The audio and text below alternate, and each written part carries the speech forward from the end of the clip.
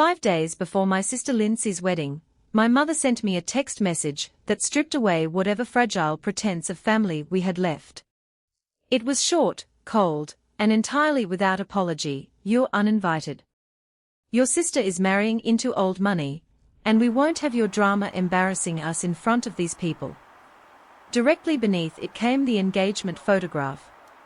Lindsay was radiant in cream-colored silk, glowing under soft, expensive lighting, my mother clearly so drunk on pride that she had to broadcast the victory even to the daughter she was casting out. And standing behind my sister, resting one heavy, confident hand on her bare shoulder like he already owned the room and everything inside it, was the groom. I did not text back. I did not call. My name is Diane Brennan. I am 34 years old, a forensic accountant, and the daughter my family dismissively refers to as doing something boring with spreadsheets whenever they bother to remember I exist at all. I looked at the groom's face first, the sharp, handsome jawline, the perfectly tailored lapel, the practiced ease of a man who makes a living being looked at. Then my eyes dropped to his wrist. Peeking out from the crisp cuff of his white shirt was a vintage gold Hamilton watch with a distinct, jagged scratch running directly across the numeral 7. I had seen that exact watch 2 years earlier in a fraud referral file that never should have intersected with my sister's life. For 3 absolute seconds, I stood frozen in the center of my kitchen, the phone glowing in my palm. Then, alone in the quiet apartment, I burst out laughing. By Saturday afternoon, that single photograph would bring a multi-million-dollar high society wedding to a dead, screeching halt. To understand the full, terrifying gravity of that scratched gold watch, you have to look past my sister and start with the woman who lost it. Her name was Annette Pierce. That watch had vanished from her late husband's mahogany dresser 2 years before it ever found its way onto my sister's fiancé, and by the time Annette's case landed on my desk, nearly everyone in her life had already concluded that she was merely a grieving, senile widow who had imagined the entire nightmare. I was the one who finally opened the financial records and followed the paper trail, so the truth begins with Annette. I remember the morning she walked into my office. She sat across from me in a windowless conference room at the Fraud Review Center, clutching a disposable paper cup with both hands, holding it with that specific, white-knuckled grip people use when they are trying desperately to keep their fingers from trembling.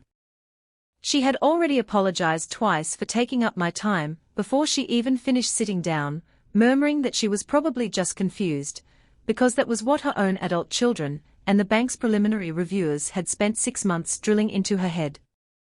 Her husband, Walter, had passed away 2 years prior after a long battle with illness. She spoke of Walter first, the way people who have suffered profound grief always lead with the loss, sketching the outline of the hollow space in their life before they show you anything else.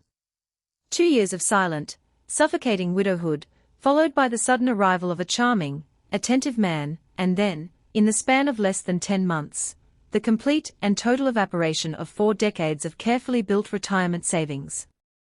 Her daughter had assumed Annette had foolishly given the money away to an online romance scam and forgotten the details. The bank's initial fraud investigator had casually stamped suspected diminished cognitive capacity across the intake file and moved on to easier cases. By the time the folder reached my desk, 3 different institutional checkpoints had written Annette Pierce off as an unreliable, confused old woman. Not one of them had actually taken the time to trace the ledger entries. I traced the entries. I looked across the table into her tired, frightened eyes and told her that I believed her, asking her to walk me through every interaction from the very beginning. She looked at me as if I had spoken in a forgotten language. Then she began to speak, slowly, hesitantly at first, and then with a flood of painful clarity. I wrote down every date, every withdrawal, every name, because writing it down was the one basic courtesy nobody else had bothered to offer her.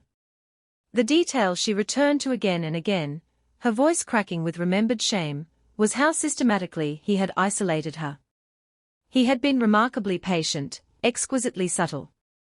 He had never made the amateur mistake of demanding she stop seeing her daughter, or cut ties with her lifelong friends. He was far too skilled for anything so crude. Instead, he was simply too exhausted on the days she planned family visits, or subtly hurt that she would rather spend an afternoon away from him, or vaguely unwell just as she was putting on her coat to leave. Drop by drop, week by week, he turned her connection to her family into a silent, simmering accusation of disloyalty. By the time the primary bank accounts were completely drained to zero, there was nobody left coming through her front door to notice the empty rooms or the missing paperwork. In my line of work, that kind of methodical predation leaves an unmistakable financial fingerprint. I am a forensic accountant. I do not give dramatic speeches in television courtrooms. I spend 12-hour days submerged in raw wire logs, LLC registration filings, shell company tax returns, and signature cards until the narrative a con artist constructed around the money begins to fray at the edges.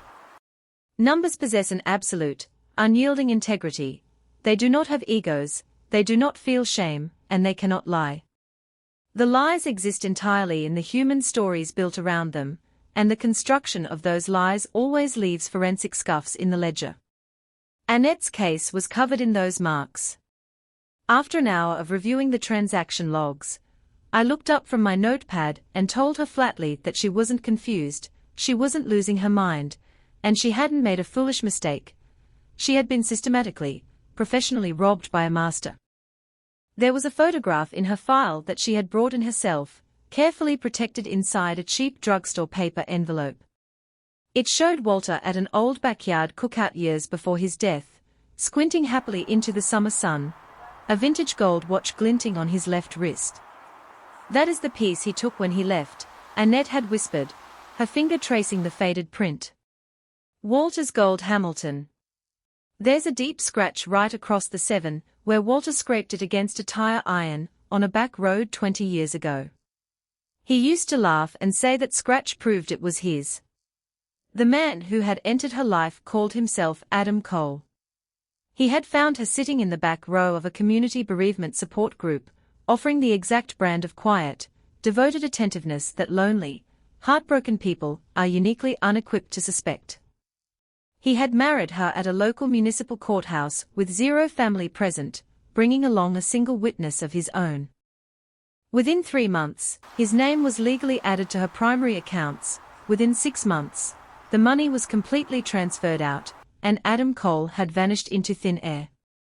He took the cash, he took the titles, and on his way out the door for the final time, he reached onto the bedroom dresser and stole a dead man's watch. It was a detail that stayed lodged in my mind for months.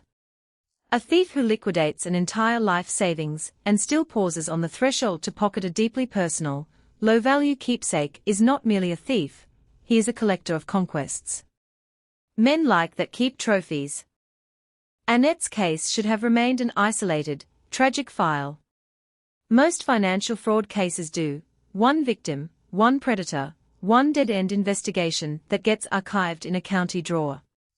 But the money trail out of Annette's accounts possessed a geometric structure I had encountered before.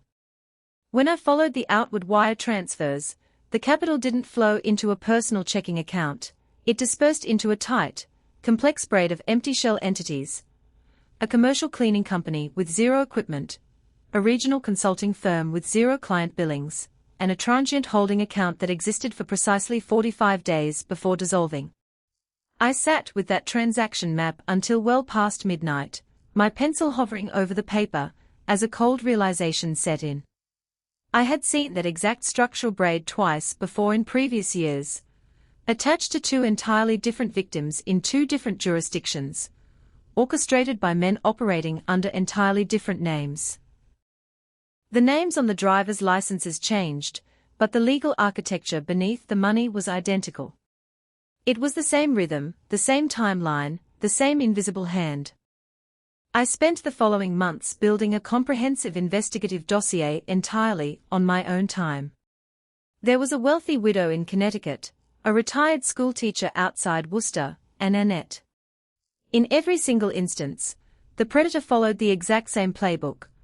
Identify a woman possessing significant independent wealth, who had recently suffered a devastating emotional loss, move rapidly toward marriage, secure joint legal status on the financial assets, liquidate the liquidity through a network of shell entities, and disappear before the family could intervene. When the Worcester victim had finally gathered the courage to approach local law enforcement, the detectives had coldly informed her that a legal spouse withdrawing funds from a joint account was a civil domestic dispute, not a criminal matter. So she fell silent, exactly as Annette had. That was the dark genius of his operation. He specifically targeted victims whom society was already predisposed to ignore, dismiss, or deem incompetent. I eventually took the compiled dossier to Special Agent Ray Sutter in the Financial Crimes Division of the FBI's Boston Field Office. Sutter spent 2 hours reviewing the wire maps, the corporate filings, and the victim timelines before leaning back in his chair and instructing me to build out the full evidentiary package. We knew the methodology, we understood the financial routing, and we had the historical blueprint. All we needed was to locate where he had resurfaced. But we couldn't find him. Within 12 months, the trail went entirely cold. There were no new corporate registrations, no matching shell networks, and no suspicious courthouse marriages in any state registry we could access. The predator had completely discarded his previous identities, shed the skin of Adam Cole, and adopted a fresh persona in a jurisdiction we had no reason to search. You cannot issue a federal warrant for an unknown face, and you cannot subpoena a ghost. Sutter finally called me into his office, shook his head, and gave me the standard instruction for an exhausted investigation: box it, Diane. We have 3 historical victims and 0 current leads. Put it on the shelf until something moves. I labeled the manila folder with the word every investigator hates writing, cold, slid it into the bottom metal drawer of my desk, and forced myself to move on to other cases. For 2 full years, that box remained undisturbed in the dark. Meanwhile, my own family continued to operate within its long-established, suffocating dynamics. My father had passed away when I was 26, suffering a sudden, massive coronary at a high-end restaurant, a tragedy my mother rarely spoke of, largely because the dying had been public, messy, and socially inconvenient for her. In the years following his death, my mother's grief curdled into a sharp, relentless social climbing.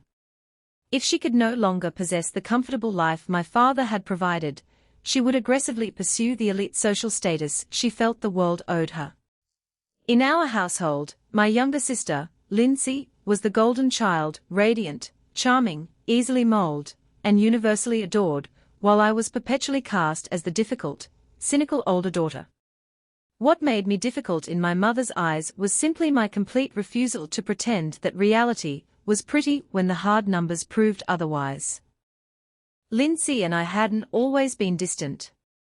When we were young girls sharing a bedroom, she used to climb under my blankets during violent summer thunderstorms, begging me to explain the physics of lightning and thunder until she felt safe enough to fall asleep, because the calm, objective facts in my voice anchored her. I was the person who reviewed her commercial lease agreements when she launched her business, the one who caught the predatory clauses in her early equipment loans, and the sister who stayed up until dawn walking her through the financial fine print before she successfully sold her boutique wellness brand for $4.2 million. That sale had generated the kind of independent, life-altering wealth that permanently altered her social standing. But instead of letting Lindsay own her success, my mother immediately claimed it as a family victory, a personal ticket to the elite social circles of coastal New England that she had spent decades envying from afar. For as long as I could remember, my profession was treated as a humiliating little joke by my mother at dinner parties. She would wave a dismissive hand across the room and say, "Oh, Diane just crunches numbers somewhere in an office. Nothing particularly interesting." Years ago, when I warned her that a charismatic local investor she was preparing to hand money to had 2 active liens and a history of civil judgments, she patted my cheek patronizingly and told me that my suspicious nature was a deeply unattractive quality in a woman. She lost $30,000 on that deal and never once acknowledged that my assessment had been accurate to the penny. I learned early that in the Brennan family, being verifiably correct was considered an intolerable act of rudeness. There was a quiet, strange armor in being so thoroughly underestimated, in knowing that my mother and sister possessed zero understanding of the complex financial networks I dissected for a living. But that same arrogance would prove to be the exact trap that snared the man in the engagement photo. He had clearly studied our family, gathered his intelligence through my mother's vanity, and concluded that the quiet older sister was an irrelevant, joyless accountant who posed no threat to his scheme. The initial engagement party had been hosted at a sprawling historic cottage off Bellevue Avenue in Newport, Rhode Island, with the pristine lawn sloping down toward the Atlantic cliffs. My mother had spent 2 solid weeks boasting to her church circle that the prestigious Vance family held real estate just doors away from historic Gilded Age estates, desperate to convince the world that we had finally ascended into old money aristocracy. We were not old money, we were a striving, middle-class family from an inland suburb, and my mother had spent her entire adult life with her face pressed firmly against the glass of a high society world she could never truly enter. Lindsay's $4 million acquisition had provided the illusion, and Whitman Vance was the grand prize that seemingly cemented it. I had attended that initial gathering out of basic sisterly loyalty, standing quietly near the perimeter, with an untouched glass of sparkling water, watching the groom work the crowd from behind. He had arrived late, moved effortlessly through a tight circle of my mother's fawning friends, and commanded the room with the polished, rehearsed charm of a professional actor. I caught the broad silhouette of an expensive Italian suit, the perfect posture, and the deep, melodic laugh that landed on cue in every conversation. I never saw his face that evening. A few weeks later, at a small bridal luncheon at an upscale country club, my mother had leaned across the table, grabbed my right wrist beneath the linen, and squeezed with terrifying force. Her manicured nails dug 4 distinct, painful half-moon crescents into my skin, holding on until the marks turned white. Keeping a bright, sociopathic smile plastered on her face for the benefit of the society women seated across from us, she whispered through clenched teeth, "Do not embarrass us with your dreary presence, Diane. Get up and go home." I stood up, walked out of the club, and drove home in silence. The physical indentations on my wrist remained visible for nearly 36 hours. Then, 5 days before the formal wedding ceremony, the text message arrived, accompanied by the high-resolution photograph. I stood at my kitchen counter on that rainy Monday afternoon, staring down at the glowing screen. The engagement portrait was flawless, Lindsay looking up adoringly, and the groom smiling warmly into the camera lens with his hand resting on her shoulder. My eyes had initially scanned his features without recognition. He was conventionally handsome in that generic, manufactured way men in his line of work always are. But when my gaze drifted down to his left wrist, resting against the cream silk of my sister's dress, the world stopped spinning. There it was, the solid gold vintage Hamilton casing, the worn leather strap, and the unmistakable, deep diagonal scratch cutting straight across the numeral 7. Walter Pierce's stolen watch. "Hello again, Adam," I whispered to the empty room. The ghost from my cold file had resurfaced with a wedding date, a targeted fortune of $4.2 million, and an invitation to marry my only sister. My family's decade-long campaign to minimize my profession, dismiss my intelligence, and uninvite me from the wedding had just handed me the ultimate tactical advantage. Gavin Rohrer, currently operating under the fabricated identity of Whitman Vance, had no idea that the boring older sister he had dismissed possessed his entire federal fraud dossier locked inside the bottom drawer of her desk. I didn't scream, I didn't panic, and I didn't send a furious text back to my mother. I walked calmly across the room, pulled the heavy manila folder from the filing cabinet, opened my laptop, and dialed the direct line to Special Agent Ray Sutter at the FBI Boston field office. The hunt was officially back on. Special Agent Ray Sutter called my personal phone at precisely 14 minutes past 9 that Monday evening, his voice devoid of any standard greeting or polite small talk. "Where did you get that photograph, Diane?" he demanded, the rustle of case papers audible across the line. I stood at my kitchen sink, methodically drying a ceramic coffee mug with a linen towel, feeling the strange, cold clarity that only comes when an impossible calculation finally balances out to the penny. My mother sent it to me to gloat, I replied evenly. She uninvited me from my sister's wedding 5 days before the ceremony, and then texted me the groom's face so I would understand the caliber of old money our family was supposedly joining. A heavy, charged silence hung on the federal line, the distinct, electric silence of a cold case suddenly roaring back to life with an active target. I had spent the previous 2 hours conducting my own preliminary analysis of the image, the angle of the late afternoon coastal sun, the geolocation metadata embedded in the file tagging a private waterfront yacht club in Newport, and the groom's unmasked face staring directly into the camera lens with absolute confidence. For 2 agonizing years, our investigation had been completely paralyzed by the absence of a current identity, a verified address, or a photograph of the predator. My mother, in her desperate bid to inflict emotional pain on the daughter she despised, had inadvertently handed the Federal Bureau of Investigation the exact piece of evidence required to corner a ghost. Sutter's voice hardened into operational focus as he began writing on his desk pad. "That is him, Diane. The facial geometry, the jawline, the build, and that unmistakable gold watch. It is Adam Cole." I leaned against the kitchen counter, my pulse slowing to a steady, surgical rhythm. "His name in Newport right now is Whitman Vance," I informed him. "He is posing as an heir to a historic coastal fortune, and he is scheduled to marry my younger sister, Lindsay, this coming Saturday afternoon in front of 150 high society guests." For the following 48 hours, I existed in a state of hyperfocused vigilance, barely sleeping as I calculated Lindsay's financial exposure, in my head at 3 o'clock in the morning. $4.2 million from her corporate buyout was sitting in a liquid brokerage account, and I knew with terrifying mathematical certainty how rapidly a professional predator moved once legal access was granted. I drafted a dozen private warning messages to my sister, only to delete every single one of them. In the delicate world of federal financial investigations, a premature warning sent to an emotionally compromised victim is the exact variable that spooks a con artist, sending him fleeing across state lines and destroying any chance of legal justice for the women he previously ruined. Over the next 2 days, Agent Sutter's specialized investigative team executed the formal legal subpoenas that a private citizen could never touch, pulling property records, financial histories, and corporate registrations across Rhode Island. The illustrious, multi-generational lineage of Whitman Vance completely disintegrated the second federal agents pushed against the paper facade.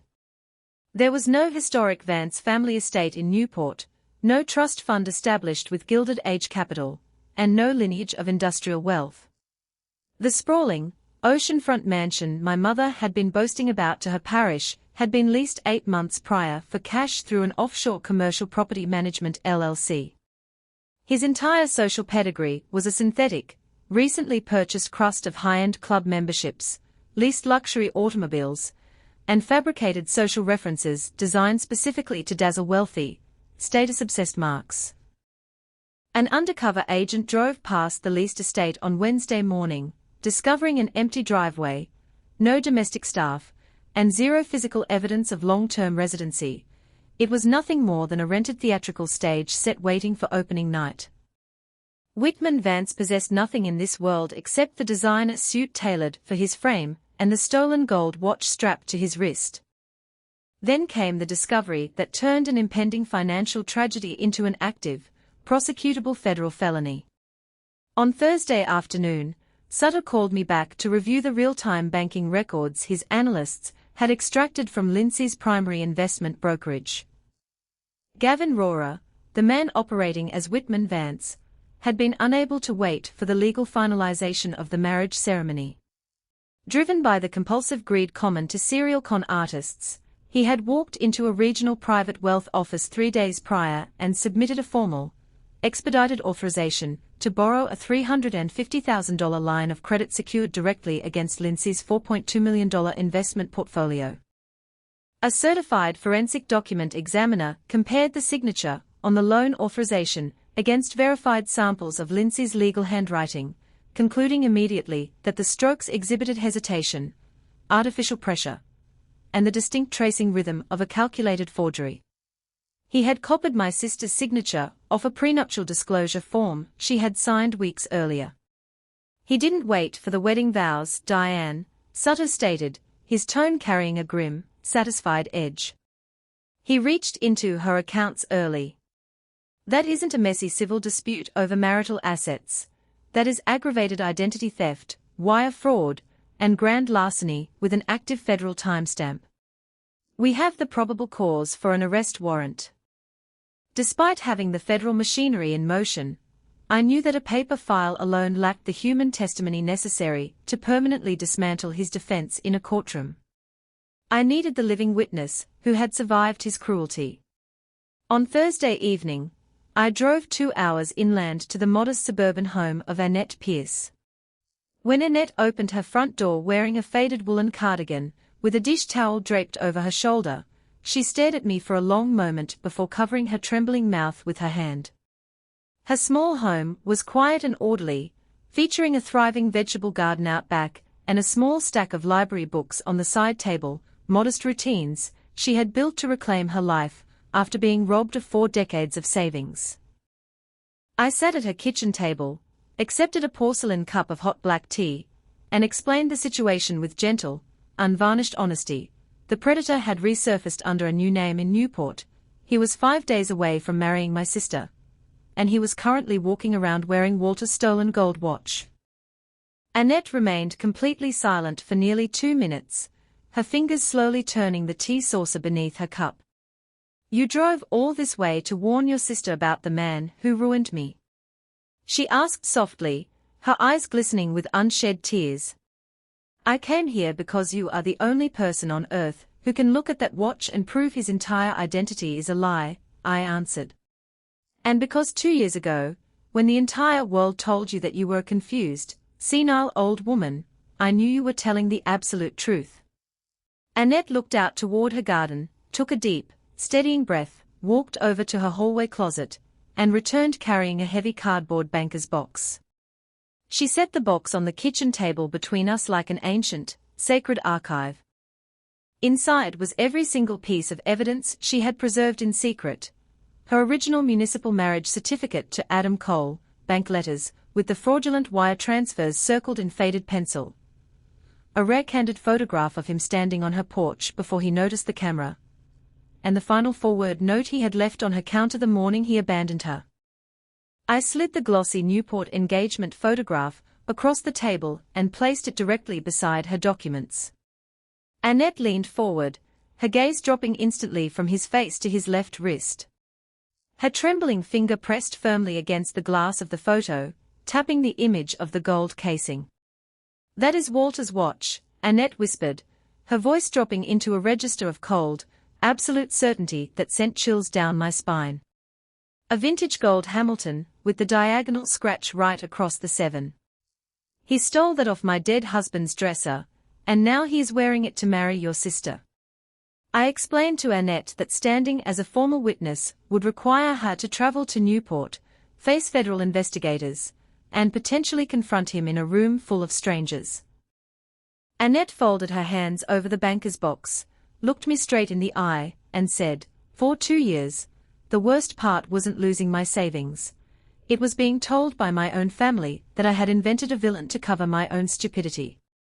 If sitting in that room and saying his real name stops him from destroying the next woman, I will put on my best coat and stand right beside you. On Friday morning, I made one final, desperate attempt to handle the situation privately as a sister. I dialed Lindsay's cell phone, and when she answered on the 4th ring, her voice was strained, defensive, and unmistakably guarded. Diane. Mom told me you might try to call, Lindsay said softly. I need precisely 90 seconds of your time, Lindsay, I pleaded, my voice tight with urgency. I am not calling to criticize your life, and I am not calling out of jealousy. I am begging you, as the sister who reviewed your contracts and protected your business, to postpone this wedding by 2 weeks. Give me 14 days to present the facts to you in private, and if I am wrong, you can cut me out of your life forever." Before Lindsay could formulate a response, a loud rustling sound echoed over the receiver, followed by the muffled sound of a hand covering the microphone. Then, my mother's sharp, venomous voice hijacked the call. "Do not dare make your sister's happiness about your pathetic, lonely life, Diane. You have spent 34 years being bitter and jealous of Lindsay. You want her to humiliate the Vance family and cancel a society wedding because you have an imaginary feeling. Lindsay is finally happy, and you cannot stand it." "Mom, listen to me," I started, but my mother cut me off with an icy sneer. "Lindsay, hang up this phone right now and block her number." There was a brief, agonizing pause on the line where I could hear my younger sister's shallow, conflicted breathing. Is it really true, Diane?" Lindsay whispered so quietly I could barely hear her. "Keep my phone number unblocked, Lindsay," I said calmly before the connection was abruptly severed. "Just in case." Sitting in the silence of my apartment, I realized that my role as the protective older sister had officially reached its limit. My mother and sister had constructed an impenetrable wall of social vanity that refused to absorb reason. The only remaining option was to let the legal machinery operate with absolute, public precision. Saturday morning arrived with crisp, ocean air rolling across the rocky bluffs of Newport, Rhode Island. The wedding venue was a magnificent, historic gilded-age stone estate featuring soaring Gothic arched windows, polished marble floors, and massive crystal chandeliers that threw fractured prisms of light across a room filled with over 150 high society guests. The grand hall was filled with the scent of thousands of imported white calla lilies. A professional string quartet was playing classical melodies in the alcove, and guests dressed in designer morning suits and haute couture gowns were sipping vintage champagne from crystal flutes. My mother stood near the entrance in an elaborate emerald green designer gown, holding court with a circle of prominent socialites, preening like a queen whose dynasty had finally been established. Whitman Vance stood near the grand marble fireplace at the head of the room, looking impeccably handsome in a bespoke tuxedo, charming my mother's friends with his effortless, resonant laugh, casually gesturing with his left hand as the vintage gold Hamilton watch glinted under the chandeliers. I arrived precisely 20 minutes before the ceremony was scheduled to commence, wearing a tailored navy blue dress that gave me an aura of unbreakable composure, carrying a flat black leather portfolio under my arm. Agent Sutter and 2 plainclothes federal investigators were already quietly positioned near the rear exits, disguised as venue security, while Annette Pierce stood waiting calmly inside the foyer vestibule wearing her neat Sunday coat, clutching her handbag with steady hands. As I stepped through the grand double doors into the ballroom, the ambient chatter near the back tables faltered slightly as guests noticed an uninvited woman walking with deliberate, unyielding purpose down the side aisle. My mother spotted me within 5 seconds, her pleasant social smile instantly twisting into an expression of pure, unbridled rage, as she marched across the marble floor to intercept me. "You were explicitly uninvited from this property, Diane." My mother hissed loudly, abandoning all pretense of discretion, her voice carrying across the silent hall. "Someone call security and have this miserable, jealous woman removed from my daughter's wedding immediately." The string quartet stumbled to a halt, the room went dead silent, and 150 heads turned toward us in stunned disbelief. Whitman Vance turned toward the commotion with the practiced, indulgent smile of a benevolent gentleman managing an unfortunate family embarrassment. "It is quite all right, everyone," Whitman announced in his smooth, theatrical baritone, stepping forward with his hands open to calm the crowd. "This is simply Lindsay's older sister. We understand that family dynamics can be complicated on emotional days. Diane, please, let us not create an unnecessary scene on your sister's special day." I did not raise my voice, I did not tremble, and I did not blink. I walked directly over to the nearest linen-draped guest table, unzipped my flat leather portfolio, and looked Whitman Vance dead in the eyes. Everyone in this family has spent 10 years telling me that my accounting work is completely boring, I stated in a clear, level voice that carried effortlessly to every corner of the silent stone hall. So allow me to bore this room for precisely 2 minutes. I pulled the first certified document from my folder and laid it flat on the white tablecloth for the surrounding guests to see. This is an official municipal marriage certificate issued in Connecticut to a man named Adam Cole, I said, laying down the second page. This is a certified criminal complaint detailing how that same man drained $400,000 from a grieving widow before vanishing. And this document, dated 72 hours ago, is a fraudulent credit authorization wherein you forged my sister Lindsay's legal signature to borrow $350,000 against her corporate brokerage accounts before you even spoke your wedding vows. A collective, horrified gasp rippled through the gathering. The handsome, relaxed smile on Whitman Vance's face did not slowly fade, it completely froze into a rigid, terrified mask. My mother surged forward, her face turning crimson with hysteria. She is lying. She is a bitter, jealous spinster trying to ruin her sister's marriage to an aristocratic family. His name is not Whitman Vance, Mother, I declared, looking straight at the groom. His legal name is Gavin Rohrer. He is a serial financial predator who targets women with recent wealth, marries them under false identities, liquidates their liquidity through shell corporations, and disappears. And the proof of his theft is strapped to his wrist right now. I turned toward the grand double doors and gestured forward. Annette Pierce stepped out from the vestibule into the center of the marble ballroom, walking slowly and deliberately down the aisle in her modest coat. She stopped 3 feet from Gavin Rohrer, looked directly into his pale, sweating face, and pointed her finger at his left wrist. "That is my late husband Walter's gold Hamilton watch," Annette said, her voice ringing with absolute, devastating clarity through the stone hall. "It has the deep diagonal scratch across the 7, where Walter scraped it changing a tire 20 years ago. You stole that watch off my bedroom dresser the exact same morning you emptied my bank accounts and destroyed my life. You wore my dead husband's watch to this wedding just like you wore it to mine." The grand ballroom descended into a suffocating, terrifying silence. 150 elite guests stared at the gold watch, then down at the federal banking documents laid out across the linen, and finally at the trembling man standing in the center of the floor. Gavin Rohrer's charming facade shattered completely into raw, animal panic. He cursed violently under his breath, shoved a decorative floral pedestal out of his way, and bolted toward the side terrace exit. But the moment his hand touched the brass door handle, the doors swung open from the outside. Agent Ray Sutter and 2 armed federal agents stepped through the threshold, badges raised, blocking his escape like an iron wall. "Gavin Rohrer, you are under federal arrest for wire fraud, identity theft, and interstate transportation of stolen property," Agent Sutter announced, stepping forward with handcuffs clicking in the quiet room.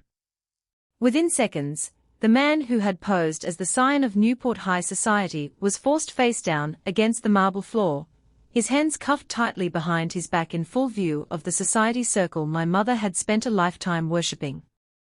The side doors opened, and federal agents escorted him out into the glaring daylight past the towering, untouched wedding cake. My mother stood completely paralyzed in the center of the room, clutching her pearls with trembling hands, her mouth opening and closing soundlessly as her friends and peers averted their eyes in profound disgust, quietly gathering their coats to flee the ruined spectacle. Suddenly, a cold, trembling hand slid into mine.